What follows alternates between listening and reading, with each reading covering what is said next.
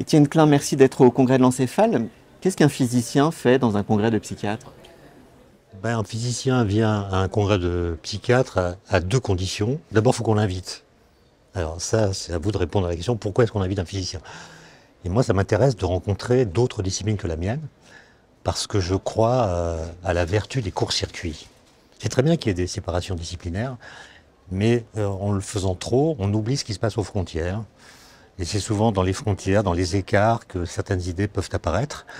Les psychiatres s'intéressent à ce qui se passe dans le cerveau.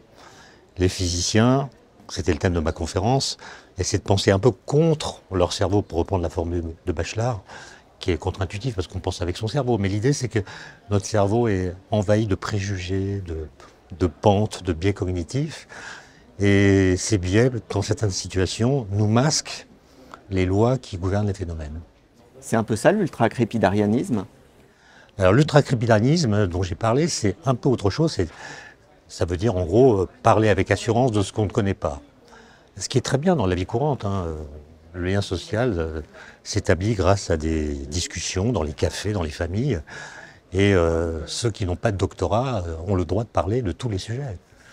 Mais dans certaines situations, le fait d'être compétent fait qu'on devrait avoir une autorité un peu plus grande. Et puis surtout, il y a des questions dont personne ne connaît les réponses. Est-ce qu'il y a des extraterrestres? On n'en sait rien. Et donc, c'est pas la peine de faire semblant de savoir quand on ne sait pas. Votre prochain livre, en avant-première, c'est pour Alors, quand? il s'appelle Court-circuit, et justement, il essaie de mettre en contact des choses qui sont séparées dans la vie intellectuelle pour voir si ça fait ou non des étincelles. Et j'ai choisi 10 sujets pour lesquels je pense qu'il y a des étincelles qui sont produites. Génial, mais en fait, les psychiatres ont grand besoin de vous, donc merci. Merci.